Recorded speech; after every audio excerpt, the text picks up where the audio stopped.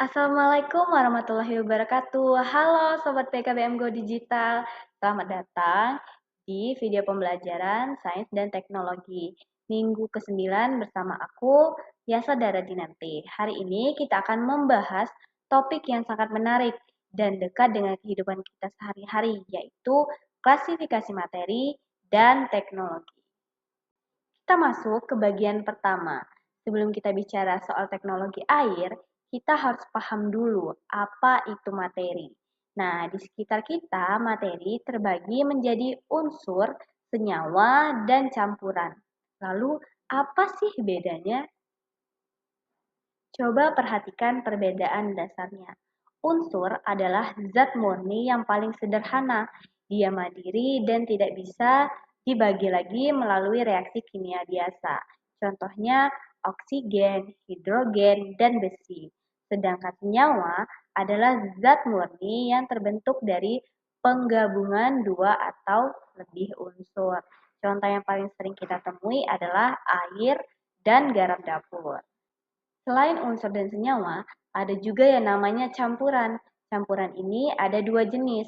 Pertama, homogen, di mana zat penyusunnya menyatu rata dan tidak bisa dibedakan lagi secara kasat mata, alias satu fase.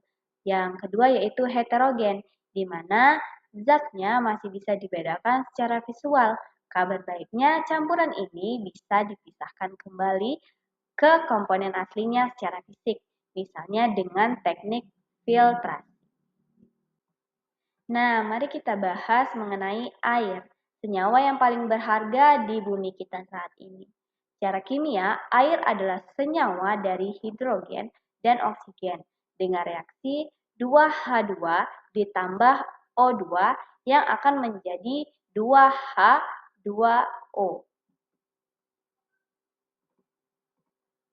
Walaupun air murni itu senyawa, air yang sering kita temui di alam seperti air sungai atau sumur bentuknya adalah campuran heterogen. Kenapa? Karena sudah bercampur dengan tanah, mineral, dan kotoran lainnya. Karena air di alam seringkali kotor atau tercampur, kita masuk ke bagian kedua, teknologi pemisahan. Nah, disinilah kita menggunakan inovasi filtrasi untuk mendapatkan akses air bersih.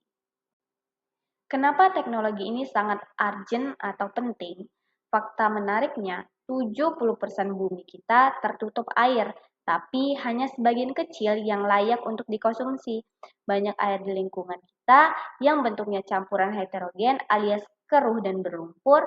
Oleh karena itu, kita butuh teknologi pemisahan sederhana namun efektif untuk meningkatkan kualitas air dan tentunya kualitas hidup kita.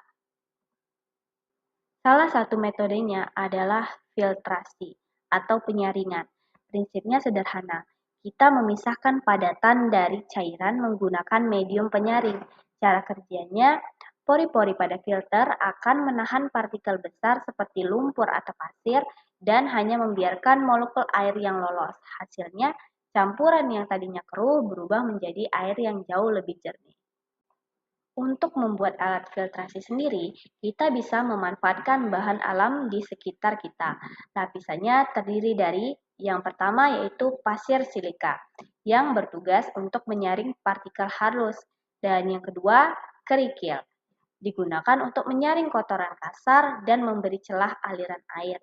Dan yang ketiga bisa menggunakan arang aktif. Ini sangat penting untuk menyerap bau tak sedap dan polutan kimia, serta ijuk atau kapas di bagian paling bawah untuk menahan media agar tidak ikut larut bersama air.